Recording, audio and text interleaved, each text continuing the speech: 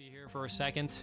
Coraline was a film I never understood the hype for. I saw it when it released in 2009 and it left zero impression on me, which in hindsight doesn't make any sense. I've been obsessed with stop motion animation practically since I was born, and I was in the midst of discovering my love of the horror genre when Coraline released, so really it should have been my favorite movie ever at the time. But for whatever reason, it just did not click with me at all. But over the course of the last 14 years since that initial watch, I've still never fully forgotten about it. Mainly because Coraline fans are very passionate.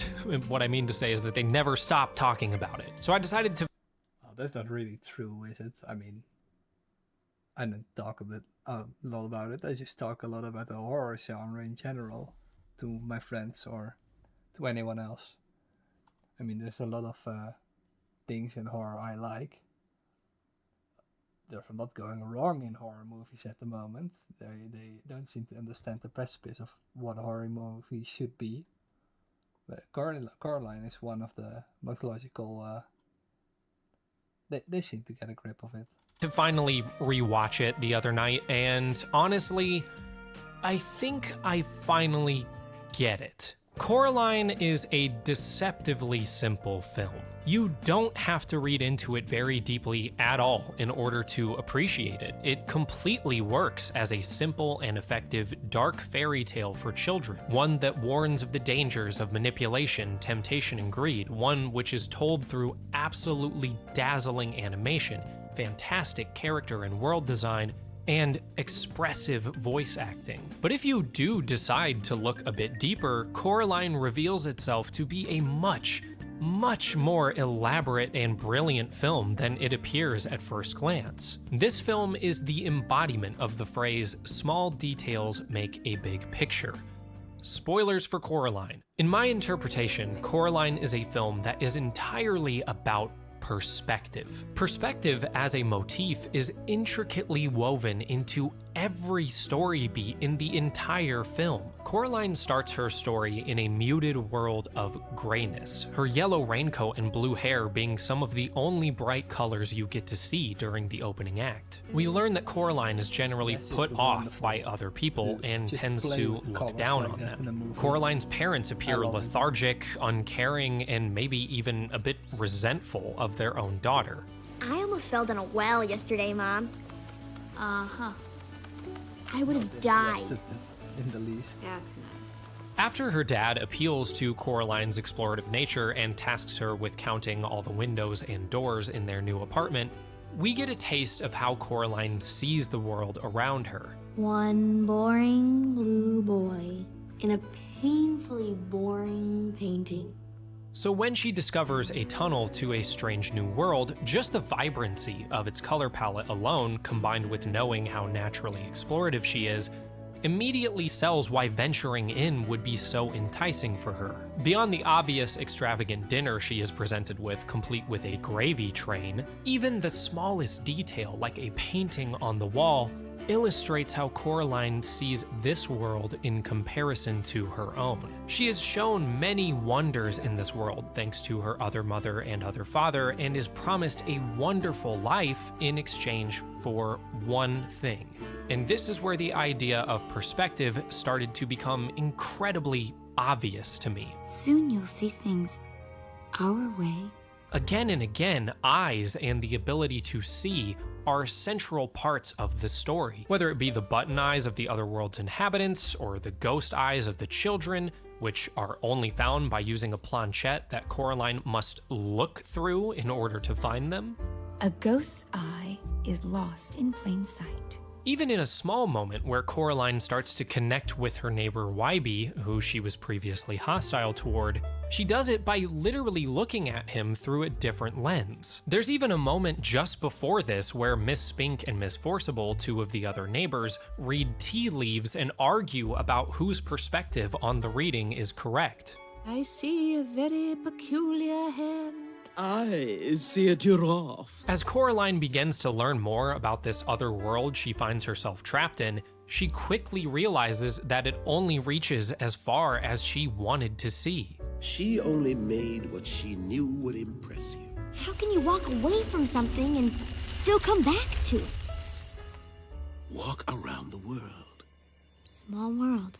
In the end, when Coraline defeats the other mother and frees her captive parents, things didn't necessarily go the way I would have expected. In a typical children's film, there would have been like a huge change of heart from the parents after these horrific events, but in Coraline, they carry on as if nothing happened at all. In fact, no one in Coraline's life really changes as a result of her journey. Coraline's real world is nearly exactly the same at the beginning as it is at the end, apart from the one thing that has changed: Coraline's perspective. For most of the film, Coraline had been seeing her entire world only through her own lens, seeing everyone around her as an extension of herself. I mean, not many movies have that, right? I mean, I can't remember any movie where the perspective of a character changed that much instead of everything around the main character. I mean, even in games, your perspective never changes. There are just some revelations about things that happen in the world and happen to other characters or get revealed from other characters. And then you go and look in a different way to another character, right? There's never really a way that you look at a character and the character's perspective itself has changed. And this movie is really unique in that. Parents won't pay attention to me. This boy is annoying to me. All of my neighbors are so strange to me.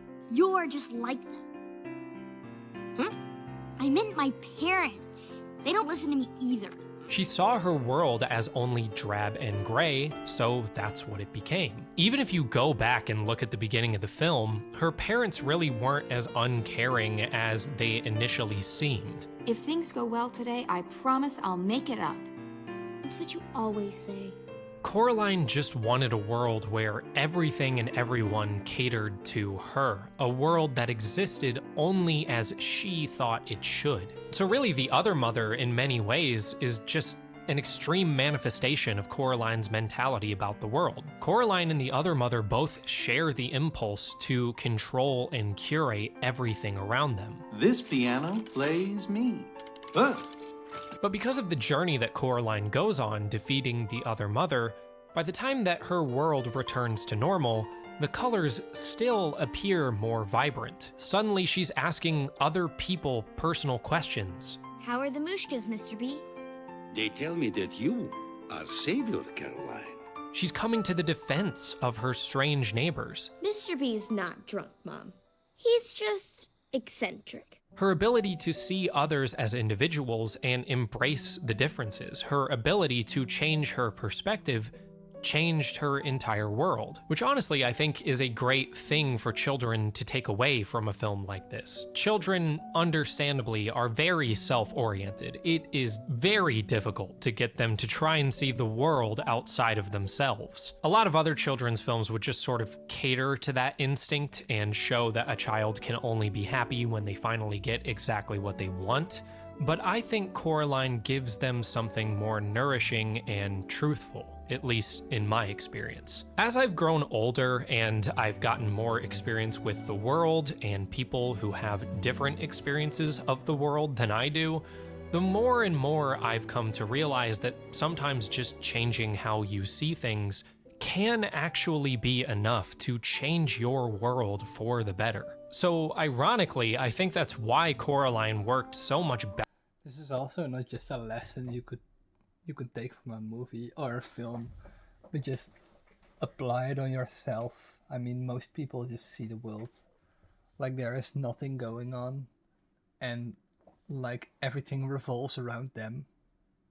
But just to see the world in a way differently and just look at everything differently and look at everything from a different perspective just makes your whole world a lot bigger in set. I mean, in retrospect, there are a lot of humans who think the world just revolves around them.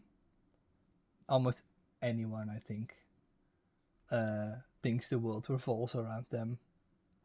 I mean, why wouldn't they, right? It's not just in this movie, but in the whole world. From big leaders to just simple people who only think the world revolves around them. It's weird. It should not have to. They should not at least. I mean, sometimes you have these moments when you just realize that that is not the case, but they are fleeting, and the moment you forget that you think on them, you just forget that the world doesn't revolve around you. Yeah. Better for me as an adult, now that I have the benefit of being able to watch it with a bit of distance from my child. I mean, even he says it. When he was a child, he looked at this movie and didn't take away from it that it was from another perspective. It was just him doing everything about thinking about how the world revolved around him, and not seeing the movie in the way it would represent his how it would not represent him, like, but it does in a way. I mean, yeah. Childhood and a lot of perspective of my own. Beautiful video.